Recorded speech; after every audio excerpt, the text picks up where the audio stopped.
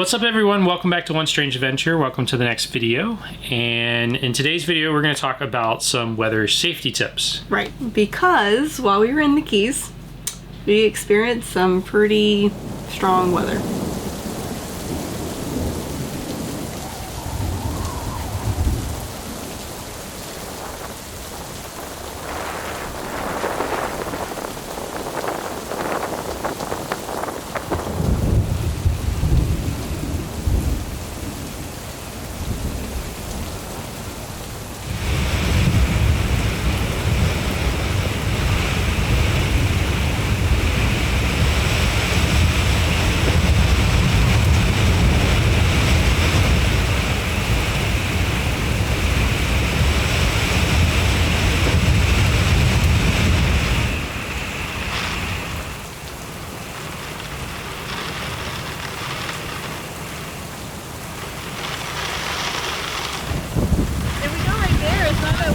Nope, I gotta do it right here.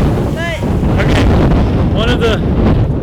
one of the ways you can mess up your Florida Keys vacation is ignoring weather advisories. yes, It was like a hurricane down there for like 2 or 3 days, and we had 40 plus mile per hour winds. We had rain, horizontal rain coming in the rig. It was crazy. It was definitely tropical. You know, if you're going to go to the tropics, you got to be able to deal with the tropical weather. The tips I'm going to give you today are not specific to the Florida Keys, but it's always good to have a plan for the areas that you're going to go visit. yes, and because of the storm we were experiencing, it made us think, what do other people do during these situations, and how do you prepare for it if you know it's coming? You don't always know it's coming. Right. Like tornadoes and stuff, they just come out of the blue. So we wanted to make sure that you knew how we keep up with the weather and what we do when things happen. Yep, this is not meant to be an exhaustive list of tips, so if you have some that we don't mention today, be sure to add it in the comments below. Yes, we look forward to hearing your tips and tricks as well, so make sure you let us know. Yep. All right, number one, stay informed. Yes. It's critical. There's a bunch of different ways that you can actually stay informed.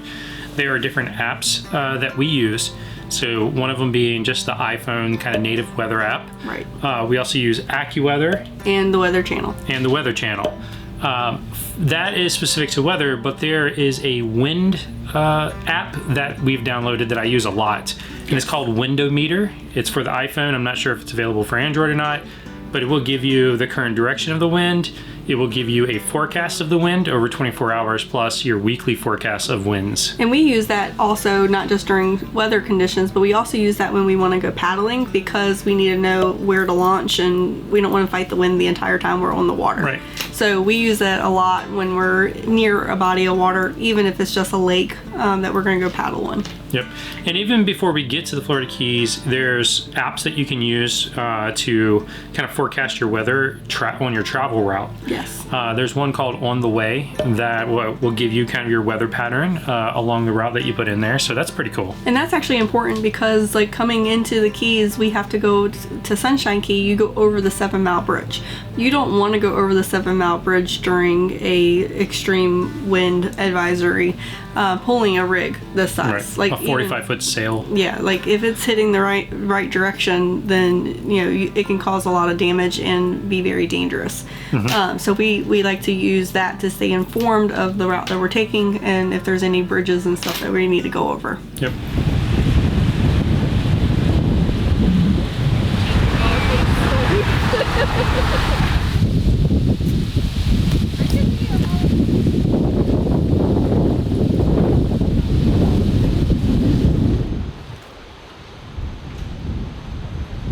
Make sure you turn on your weather apps. Yes. I don't even know if you can hear me right now, but Turn on weather apps. Make sure that you have weather radios, any of those things, and pay attention to the warnings. Because like right now we are under storm advisories for the next 4 days. gale gusts. Gales gusts of up to like 57 miles per hour.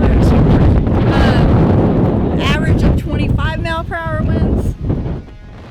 All right, before we get this video started, I wanted to give a quick shout out to today's video sponsor, Waggle. Pet safety is very important to us when we're leaving the rig. When you're out and about and you're gonna be gone for an extended amount of time, it's good to know whether or not your rig is staying comfortable. It has its own cell service, so this is through Verizon. It is a subscription-based service. It's always connected. It reads the temperature and the humidity level of the room that it's actually in. And you have your instructions.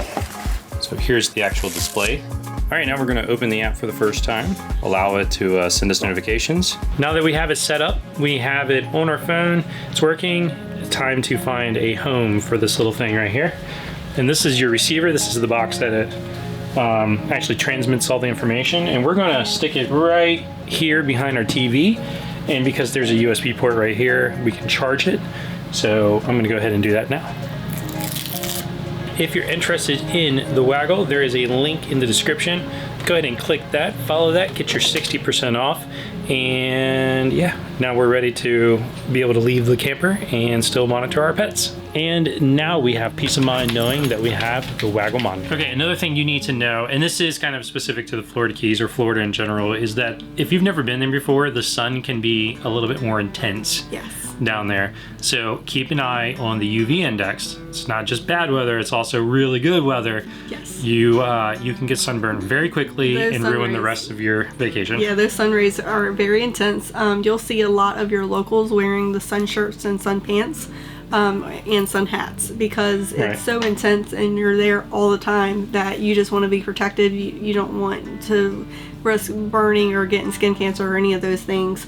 So like for me, I can't stand wearing sunblock, so I wear a swim shirt all the time. Yep. When I'm in intense sun. Yep. Another good tip is to know your tides, and there are apps to know the tide charts as well. Yep. The Keys fluctuate between low tide and high tide about 1.5 feet. Which is nothing. Maine fluctuates about 21 feet. So it's very important to know the location that you're going to and know the tides that are coming or that are there. That way you can plan accordingly, and like if you're in a surge zone, you know to evacuate sooner rather than later, to where if you're up on high ground, it's not that important to evacuate during surges, but you want to make sure you know where you're at in that zone. And that's a good point. If you are in an RV and there's really bad weather coming your way, you're in an RV. Just leave. Don't chance it. Leave the location. Get out of the path, and then be able to come back to the location if you need to. Right. If you're able to move. If you're able to move. Speaking of moving, it's good to know evacuation routes. Yes. In Florida Keys, kind of easy because there's one road in and out. But knowing kind of the pattern and where to see the signs and following it in case of an emergency is important. You're not always staying right on the main road either. So like if you're in like Duck Key is a good ways to get to the main strip of 10. So making sure you know the fastest way to get from where you're staying to that main evacuation route is important. Another thing to think about if bad weather is coming your way is securing your outdoor items. Particularly roll those awnings in, because we saw some awnings that were not in great shape afterwards. Yeah, so for us, it would be bringing our awnings in as well as putting up our patios, because as y'all know, if this is your first time with us, we have a side patio and a back patio, and when we're in the Keys, we like our RV to be wide open so we can see the scenery and see the iguanas and the birds and things like that. So if you know weather's coming, put those patios in, put your furniture away, and roll your awnings up. Yeah, and with the patios comes chairs, rugs, the grill, things like that. Just you don't want to have anything outside that can become a flying object towards another person's rig. Or person. Or another person. So make sure that you are strapping things down as needed. And all right, so you have a bad storm coming your way. Yeah, you're not leaving, but you know it's going to be pretty bad, and you want to make sure that you kind of hunker down when you can. So we have a few tips there as well. Some people will bring the slides in. Yeah. Because we've seen and heard of people having wind so hard that it was actually pushing their slide in. Right. In the side. So go ahead and bring your slides in if you need to, if you can. Another thing that people like to do is fill up their water, the fresh tank and gray tanks and everything. And what that does is it creates a lower center of gravity for the rig, since you have so much weight down under, like as low as possible under the floor. Yep, and that's a good tip. Yep. Because then also if you lose power and lose water, you have your fresh tank's already full. So. Already full. Now our rig has a built-in generator, so that is nice. If the battery drops below a certain threshold or we lose power, something like that, we can always crank on the generator. Right. Not all RVs have onboard generators, so if you can and you're traveling a long distance, you know, it's good to have a generator with you. Right, and you don't have to get a big one. It just needs to be big enough to top off your batteries.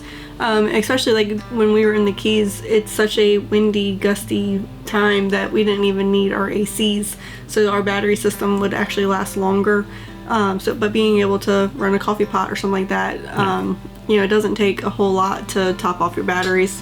Yep, and we have been down in the Keys where it's 85 degrees and the campground just loses power, and we had to use the generator. No storm, nothing. We just had to use the generator because it's really hot outside and we have pets. And everybody's using their ACs, and like us, we have 3. So it took a lot of draw on the board, and then they lost power. So we just cranked our generator and went on about our day. So it doesn't have to be stormy to need that generator, so it's always good to have one. All right, so it's the day after the storm. I mean, for all intents and purposes, we went through a hurricane. Like, it was like a tropical storm, for tropical depression, whatever you want to call it. It's still windy, as you can see, but it's a lot prettier. It's not raining now. The water is like a milky kind of, everything's all stirred up, different colors of aqua. The marina looks more like glacier water. But yeah, it's a little better today, but I mean, still a little windy out here. It's better compared to what way it was. Better. Another important tip is to have an emergency plan. Yes. And the Keys are one thing, but a lot of times when you're traveling in the Midwest, because that area is prone to tornadoes, you will see that the bathrooms or the bathhouses double as storm shelters. Yes, and that's actually in a lot of campgrounds, because most of your bathhouses are usually made out of stone or cinder block. So it makes it where those are the safest spot for you if a tornado is coming. And they typically will allow dogs and stuff like that in there as well, because it is a storm. So don't be scared to use those facilities when you need to get away from a bad incoming storm. Yep, but it's good to know where those facilities are. So always have a plan, and know where you're going and who is going with you. We actually have two-way radios that we use with our friends while we travel as well. Those two-way radios that we have double as weather radios, so we can always listen to the weather, forecasts and announcements and things like that. It will let you know the tornado warnings, watches, all of the things on there. So if you don't have electricity or you're trying to conserve power or whatever, those do operate as Weather Channel radios. Yep. This next tip isn't just for stormy weather, but also because it can be really hot and humid down in the Florida Keys. Have a travel kit. Yes. Bring your insect spray, bring some sunscreen, have water, have a hat, maybe a sun shirt. Like, just make sure that you're prepared, and have some non-perishable food if you do have to evacuate because of a storm. Yeah. It's good to have the things that you can bring with you that's not going to go bad. Yeah, I normally will pack like granola bars and fruit snacks and stuff like that are already good for a few months, and so I always keep something for all 3 of us in a bag already. I have a bag that's just like for beach day or going out hiking or anything like that, and then if an emergency is coming, I also pack in there the bug out bag. The bug out bag. I also pack up. I always have at least 2 days worth of food for the dogs, things like that. So I always keep that available for us for just in case when we get those weather warnings. Yep. So, be thinking about who's with you, the people you're traveling with, and your pets. Yes. And water. And lots of water. Make sure you have water. Lots of water. All right, well, those are the tips that we had for you today. Like you said, it's not an exhaustive list. If you have other tips, be sure to add them in the comments. Yeah. And, I know there's different things that you could say for different locations. So let us know where your favorite places have been, what type of storms you've been in. Yeah, and everybody's different. So everybody's needs are different. So what we need, you might not need that. But if you have little kids, you're going to need more than what we need. Right. And so, every person's situation is different. So it's nice to share your thoughts on what you do, so that if someone else is in your same predicament, they can have guidance on what to do. Yep. All right, well, if you enjoyed this video, make sure you give it a thumbs up. If you really like it, make sure you subscribe. And ring the bell so you get notified when we release our next video. Until the next strange adventure. Keep making your own.